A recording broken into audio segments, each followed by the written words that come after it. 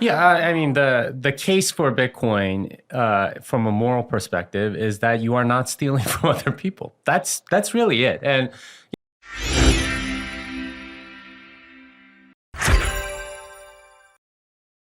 booth the other day, and we were talking about money misinformation. How you have Bitcoin, which is money truth, and the rest of the market is money misinformation. It's a completely distorted market. People can't prepare for their wealth gets destroyed. And that really is, whether we say thank God for Bitcoin or the moral case for Bitcoin, I'm not religious, I think it's the same point, right? yeah, I mean the case for Bitcoin from a moral perspective is that you are not stealing from other people. That's really it. And we wrote that book to Christians, which we know there's a significant number, to help them understand from a Christian perspective why it's a better money than fiat money and how immoral fiat money is. And to your point, like all these altcoins as well. And that's the case that we're making. And you talked about with Jeff and many other people. It's that you get all these skews because essentially value is being stolen from all of these other people. And, as we point out in the book, it's not just stolen from, rich fat cats or something like that. It's not like that at all. In fact, it's being stolen from the poorest of the poor in the entire world.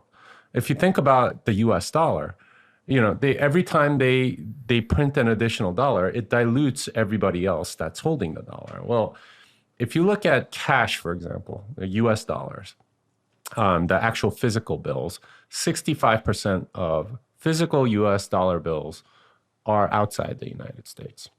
Now, where are they? In all sorts of countries for very good reason. They don't like, a lot of people don't like holding their local currency. So that's their form of savings. When the US dollar is expanding, and in the last 2 years, it went from 15 trillion to 22 trillion. So that's a significant increase, almost 50% increase in the amount of M2 money that exists. That's a significant inflation. Well, who is that hurting? Your PPP loans, your STEMI checks, where's that coming from? It's coming on the backs of all those people that are outside the United States that are getting their dollars diluted. And I've talked to Yeonmi Park about this. In North Korea, the most desirable, she's amazing. Yeah, the most desirable currency in the black markets in North Korea is the US dollar. That's what they save their money in. Who are you hurting? When the dollar expands, it's them. Right? It's the poorest of the poor. It's the most vulnerable people in the most oppressive places, whether it's North Korea or Zimbabwe or Venezuela. It was when I was there in Venezuela, people wanted dollars. Yeah. And those are the people that are being diluted. And we, my friend Alex Gladstein, he's been on your show too. Yeah, Alex, he talks about how, he sent me a thing because he knows I'm interested in North Korea. It's a report out of North Korea, like from the defectors or people that are still in there, talking about how like prices in North Korea just doubled, right? That's what happens when you expand the dollar. It is highly immoral. These are people that are getting hurt all the time so that we could get our STEMI checks, so that we could have our PPP loans, so that we could have, all these things that Congress spends money on and, feeds rent seekers essentially. Those other people that we don't see, those are the people that are being hurt. And that's the case that we're making in that book. And it's not that I agree with this, but why does the US government owe a responsibility for people who choose to hold the dollar in another country? Is it because they've created the dollar global standard as a reserve currency? Is that why? Yeah, and they more or less imposed it on the world as part of Bretton Woods, right? Post-World War II, or like towards the end of it, it was a bunch of bureaucrats from a lot of countries that decided, all right, we need a new monetary world order. Those are the exact words that they used. In a hotel in New Hampshire called Bretton Woods, and they decided this is how it's going to be for the rest of the world. And because the US was the most dominant power with most of the gold, they were able to impose it on the rest of the world. So it is in a very real sense a monetary imperialism that's been cast over the entire world. And that's why, the U.S. is responsible because they imposed it. And previous reserve currencies had a similar sort of like dynamic, including your home country with the British pound before that. So yeah, I would say that the U.S. government is responsible for all of this global trade happening in the U.S. dollar because they more or less imposed it. So give me the moral case for Bitcoin then. Well, the moral case for Bitcoin is that you don't have the cesspool of theft, corruption, and cronyism that you do with the U.S. dollar, right? The fiat money is just straight up evil. It is an institution of corruption, of theft, of extracting value from people that could least afford it. And Bitcoin is one that's way fairer, right? And that's the case that we make. And we don't even mention Bitcoin until like the last 2 chapters. It's, okay, here's all the things that are wrong with fiat money. All of these things are the result of fiat money, including, high time preference behavior, the politicization of absolutely everything. When you have a money printer available, everyone wants access to that money printer. And it is all about, hey, I want, they will fight tooth and nail for that money printer. So everything becomes politicized. All of these societal ills are a result of fiat money.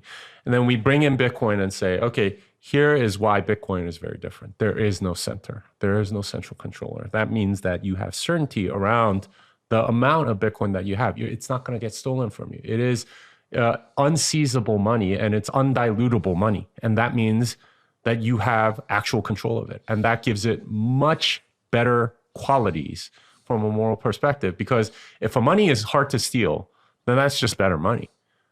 Dollar is very easy to steal, not like physically from your pocket or something like that, although there is that too. But from diluting it, you are actually stealing value from people, even if you're not taking the dollars out of their pocket. With Bitcoin, you can't do that. And that makes it a more moral money, or a system that makes it very, very difficult to be immoral in. Is there ever a moral case to dilute money in times of crisis, times of economic crisis? At the moment, and we've been talking about this in the moment in the UK, we've got a huge energy crisis. People cannot afford the energy bills, and the Scottish government is going to be issuing rebates on or on energy bills, so people can afford to heat their home. And in that scenario, perhaps they're running the money printer, they're diluting to do it in times of recession. If we had a period or a responsible government that ran both surplus and deficit and tried to balance the economy, would there ever be a moral case for the money printer? Well, so I personally think no. And there was a French bishop by the name of Nicolas Oresme from 13th century who made this case way back then, which is, okay, is there ever a time that the prince can debase the money, right? This was with metals and stuff like that. And his conclusion was no. He might as well take my code and say he has need of it. It is literally taking your stuff away. And if you're not doing so voluntarily, that is just theft straight up. Now, can there be justification for theft? This is what Les Miserables is about. It's like, okay, my family is starving, so is it okay for me to steal bread and so on? That's a much deeper and more philosophical question. At least in my view, it is morally wrong. Two wrongs don't make a right, ever. Okay. So I don't think that argument necessarily works. What about a scenario where, I'm trying to come up with my toughest questions for you, Jimmy. What about in a scenario where an exchange has inside information and can counter trade the market, ends up dumping the price of Bitcoin, destroying someone's purchasing power? Is that immoral? I would think, well, so they're dumping it for what reason? For their own benefit? Well, yeah, because they can counter trade the market and end up, wiping out accounts and attaining that Bitcoin.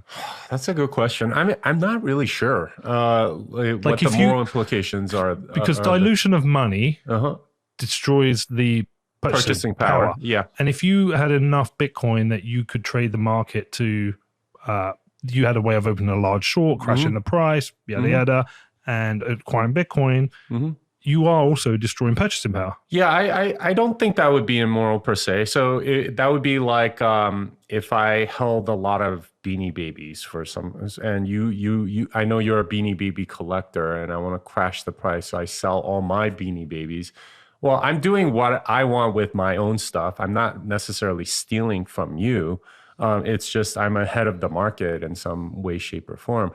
That's not immoral because I'm not taking anything away from you. Now, it may have negative consequences for you, but that's the risk you took when you bought Beanie Babies. So in that sense, I don't think like causing somebody else's property to go down in value is unless I'm like actively damaging it. If I cut up your Beanie Babies, that would mean that I would be harming your property. That would be immoral. But if I'm doing something with my own property that I have the right to do, and it happens to hurt you, that's not my problem. That's the risk that you kind of took in making in taking some of that. Well, I think I'm gonna have to dig into this. I hope so. I'm gonna have a read of this.